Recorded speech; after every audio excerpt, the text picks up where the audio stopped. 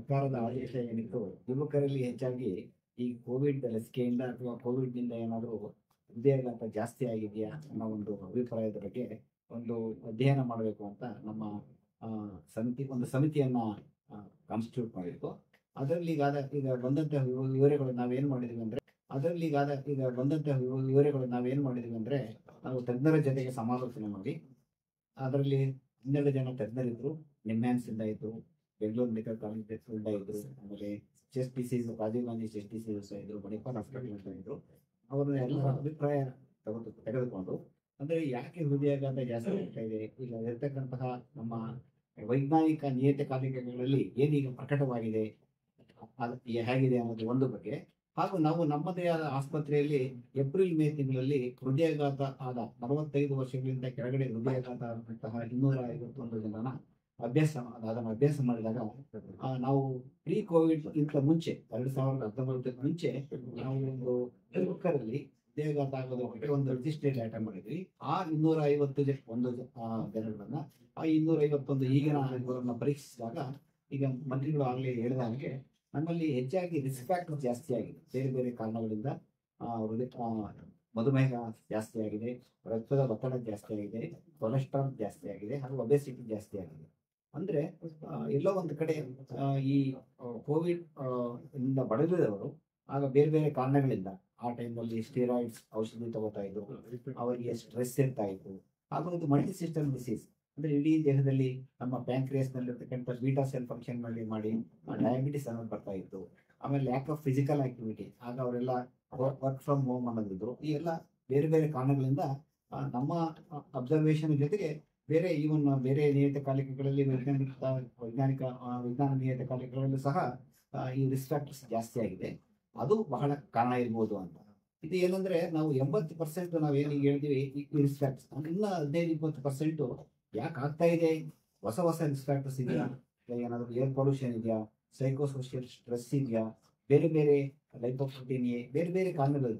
ಇನ್ನು 15-20% ಯಾಕೆ ಹೃದಯಾಘಾತ ಆಗ್ತಾ ಇರೋದ್ರ ಬಗ್ಗೆ ಈಗ ಸಾಕಷ್ಟು ಸಂಶೋಧನೆ ನಡೀತಾ ಇದೆ. ಸರ್ ಈಗ ಕೋವಿಡ್ ಆದ್ಮೇಲೆ ಕೋವಿಡ್ ಬಂದವರಿಗೆ ಹೃದಯಾಘಾತ ಆಗಿದೆ. ಎಲ್ಲರೂ ಕೂಡ ಕೋವಿಡ್ ಬಂದ್ರೆ ಸಂಖ್ಯೆ ತುಂಬಾ ಜನ ಇರ್ತಾವ. ಅವರು ಕೂಡ ಆತಂಕದಲ್ಲಿರ್ತಾರೆ. ಏನು ಮಾಡ್ಬೇಕು, ಅವ್ರು ಯಾವ ರೀತಿ ಎಚ್ಚರಿಕೆ ವಹಿಸಬೇಕಾಗುತ್ತೆ, ಅದಕ್ಕೆ ಸಂಬಂಧಪಟ್ಟಂತೆ ಏನಾದ್ರು ಒಂದು ಗೈಡ್ಲೈನ್ಸ್ ಬರುತ್ತಾ? ಹೇಗೆ ಕೋವಿಡ್ ಸಮಯದಲ್ಲಿ ಹೃದಯಾಘಾತ ಆಗಿರೋದು ಎಲ್ಲ ಪ್ರಕಟವಾಗಿದೆ. ಅಂದ್ರೆ ಕೋವಿಡ್ ಸಮಯ ಇರ್ಬೋದು ಅಥವಾ 3 ತಿಂಗಳು 6 ತಿಂಗಳು ಅಥವಾ ವರ್ಷದ ಒಳಗಡೆ ಏನಾಗುತ್ತೆ ಅಂದ್ರೆ ಡಿಫ್ಯೂಸ್ ಬಾಡಿನಲ್ಲಿ ಇನ್ಫ್ಲಮೇಷನ್ ಇದ್ದಾಗ ಕ್ಲಾಟ್ ಫಾರ್ಮೇಶನ್ ಆಗುತ್ತೆ. ನಾವು ಪಲ್ಮರಿ ಎಂಬಾಲಿಸಮ್ ನೋಡಿದ್ದೀವಿ. ಆಮೇಲೆ ಸ್ಟ್ರೋಕ್ಸ್ ಅಂದ್ರೆ ಬ್ರೈನ್ ನಲ್ಲಿ ರಕ್ತನಾಳಗಳು ಬ್ಲಾಕ್ ಆದ್ರೆ ಸ್ಟ್ರೋಕ್ ಆಗಿರುತ್ತೆ, ಹೃದಯದಲ್ಲಿ ರಕ್ತನಾಳಗಳು ಬ್ಲಾಕ್ ಆದ್ರೆ ಹೃದಯಾಘಾತ ಆಗಿರುತ್ತೆ. ಅದು ಕೇವಲ ಈ ಕೋವಿಡ್ ಇಂದ ಬಳಲಿದಂತ ಸಮಯದಲ್ಲಿ 3 ತಿಂಗಳಿರ್ಬೋದು, 6 ತಿಂಗಳಿರ್ಬೋದು, ವರ್ಷ ಇರ್ಬೋದು. ಈಗ 3-4 ವರ್ಷಗಳ ಕಳೆದ ನಂತರ ಕೋವಿಡ್ ನಿಂದ ಆಗ್ತಕ್ಕಂತ ಸಾಧ್ಯತೆಗಳು ಬಹಳ ಕಡಿಮೆ. ಸರ್, ಈಗ ನೀವು ಲಸಿಕೆ ಬಗ್ಗೆ ಎಲ್ಲ ಮಾಡಿದ್ರಿ.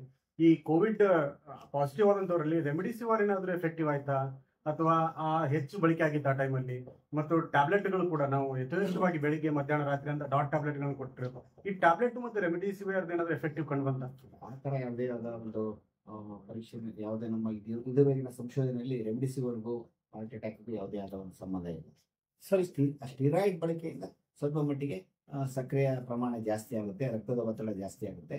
ಆದ್ರೆ ಹಾರ್ಟ್ ಅಟ್ಯಾಕ್ಗೂ ಅದಕ್ಕೂ ಏನು ಸಂಬಂಧ ಇಲ್ಲ. ರೆಮಿಡಿಸಿವಿರ್ ಇಂದ ಏನು ಅಡ್ಡ ಪರಿಣಾಮಗಳು ಯಾವುದೇ ಇದರಲ್ಲಿ ಮಾಹಿತಿ ಇಲ್ಲ. ಸರ್, ಈಗ ಹಾಸನದಲ್ಲಿ ಹೆಚ್ಚು ಸಾಕೊಂಡ್ಬಿಡ್ತಲ್ಲ, ಅಲ್ಲೇನ ಪ್ರತ್ಯೇಕ ಕಂಡು ಬಂತಾ ಇದನ್ನ? ಅದೀಗಾಗಲೇ ಹಾಸನ ವಿಚಾರ ಏನಂತ ಹೇಳಿದ್ರೆ 10ನೇ ತಾರೀಕು ಅವರು ಸಂಪೂರ್ಣ ವರದಿ ಅವರು ನೀಡ್ತಾ ಇದ್ದಾರೆ. 10ನೇ ತಾರೀಕು ನಾನು ಕೂಡ ಕಿದ್ವಾಯಲ್ಲಿ ಜಯದೇವದಲ್ಲಿ ಇನ್ನೊಂದು ಕಾರ್ಯಕ್ರಮ ಇದೆ. ಅವತ್ತು 10ನೇ ತಾರೀಕು ಅಲ್ಲೇ ಅವರು ವರದಿಯನ್ನು ಕೊಡ್ತಾ ಇದ್ದಾರೆ. ವರದಿ ಆಧಾರದ ಮೇಲೆ ನಿಮ್ಗೆ ಪೂರ್ತಿ ಮಾಹಿತಿ ಅವತ್ತು ಕೊಡ್ತಾರೆ. ಸರ್, ಇನ್ನೊಂದು ತಮ್ಮ ಸ್ಟಡೀಸ್ ಸರ್, ಈ ಜಿಯೋಗ್ರಫಿಕಲ್ ವೈಸ್ ತಗೊಂಡಿದ್ದೀರಾ? ಕೇವಲ ಬೆಂಗಳೂರು ಸೇರಿ ಇಲ್ಲಿ ಸುತ್ತಮುತ್ತ ಜಿಲ್ಲೆಗಳಿದೆ, ಕೇವಲ ಇಲ್ಲಿ ಜಿಲ್ಲೆಗಳಿಗೆ ಮಾತ್ರ ತೆಗೆದುಕೊಂಡಿರೋ ಸ್ಟಡಿನ ಅಥವಾ ಸ್ಟೇಟ್ಗೆ ಅನ್ವಯ ಆಗಿರೋ ಸ್ಟಡಿ? ಇಲ್ಲ, ನಮ್ಮಲ್ಲಿ ಬರ್ತಕ್ಕಂಥವ್ರು ಎಲ್ಲಾ ಜಿಲ್ಲೆಗಳಿಂದ ಬರ್ತಾರೆ. ಬೆಂಗಳೂರು ಸುತ್ತಮುತ್ತಲಿನ ಜಿಲ್ಲೆಗಳಲ್ಲಿ 48-49% ಬೆಂಗಳೂರು ನಗರ ಹಾಗೂ ರಾಮನಗರ ಈ ಸುತ್ತಮುತ್ತ ಇರುವವರು. ಬೇರೆ ಬೇರೆ ಜಿಲ್ಲೆಗಳಿಂದಲೂ ಬಂದಿದ್ದಾರೆ. ಉಳಿದ 50% ಎಲ್ಲಾ ಜಿಲ್ಲೆಗಳಿಂದ ಬಂದಿರುವವರು ಇರ್ತಾರೆ. ಸಂಖ್ಯೆ ಕಡಿಮೆ ಇದೆ. ಹೇಗೆ ಪಿಕ್ ಮಾಡಿದ್ರಿ ಸರ್ ಇವ್ರನ್ನ? ಅಂದ್ರೆ ರ್ಯಾಂಡಮ್ ಆಗಿ ಮಾಡಿದ್ರಾ?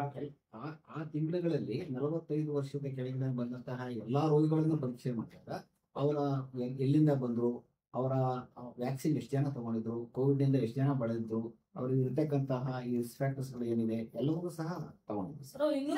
ಜನಕ್ಕೂ ಕೋವಿಡ್ ಇತ್ತ ನೀವು ಅಲ್ಲಿ 250 ಕೋವಿಡ್ ಕನ್ಫರ್ಮ್ ಆಗಿರೋದು ಕೇವಲ 8%, ನಂಬರ್ 19%. ಬಟ್ ಎಲ್ಲರೂ 98% ವ್ಯಾಕ್ಸಿನ್ ತಗೊಂಡಿದ್ರು. ಅದರಲ್ಲಿ 78% ಒಂದು ವ್ಯಾಕ್ಸಿನ್ ತಗೊಂಡಿದ್ದು, ಉಳಿದವರು 2 ವ್ಯಾಕ್ಸಿನ್ ತಗೊಂಡಿದ್ರು. ಸರ್ ಪರ್ಟಿಕ್ಯುಲರ್ ಬೆಂಗಳೂರು ನೋಡಿದ್ರೆ 124 ಜನನ ಬೆಂಗಳೂರು ನೀವು ತಗೊಂಡಿದ್ದೀರಾ. ಸೊ ಅದ್ರಲ್ಲಿ ಹೆಚ್ಚು ಕಂಡು ಬಂದಿದ್ದೇನು ಸರ್ ನೀವು ಸ್ಟಡಿ ಮಾಡಿದಾಗ ಬೆಂಗಳೂರು ಅವರಲ್ಲಿ? ಎಲ್ಲ ಒಟ್ಟಿಗೆ 251 ಪೀಪಲ್ ಆಗಿ ಅನಲೈಸ್ ಮಾಡಿದ್ವಿ, ಎಲ್ಲರೂ ಒಟ್ಟಿಗೆ ಅನಲೈಸ್ ಮಾಡಿ. ಮತ್ತೆ ಹೃದಯ ಸಂಬಂಧಿ ಸಮಸ್ಯೆಗಳ ಪರ್ಸೆಂಟೇಜ್ ಜಾಸ್ತಿ ಆಗಿದೆಯಾ, ಯಾವ್ಯಾವ ಜಾಸ್ತಿ ಆಗಿದೆ ಅನ್ನೋದು ಸರ್? ಹೃದಯಘಾತಗಳು ಈಗ ನಾವು ಏನು 2019 ಮುಂಚೆ ಏನ್ ನೋಡಿದ್ವಿ, ಕೋವಿಡ್ ಮುಂಚೆ, ಈಗ ಒಂದು 5ರಿಂದ 6% ಜಾಸ್ತಿ ಆಗಿದೆ. ಅದೇ ರೀತಿ ರಿಸ್ಕ್ ಫ್ಯಾಕ್ಟರ್ಸು ಜಾಸ್ತಿ ಆಗಿದೆ. ಅಂದ್ರೆ ಜೀವನ ಶೈಲಿನೂ ಬದಲಾಗಿದೆ. ಈ ಎಲ್ಲ ಕಾರಣಗಳಿಂದ ಹೃದಯಾಘಾತ ಕೇವಲ ಒಂದು ಕಾರಣ ಇಲ್ಲ, ಮಲ್ಟಿ ಫ್ಯಾಕ್ಟೋರಿಯಲ್ ಇರೋದ್ರಿಂದ ಎಲ್ಲ ಕಾರಣಗಳು ಸೇರಿ ಒಂದು 5ರಿಂದ 6% ಜಾಸ್ತಿ ಆಗಿದೆ.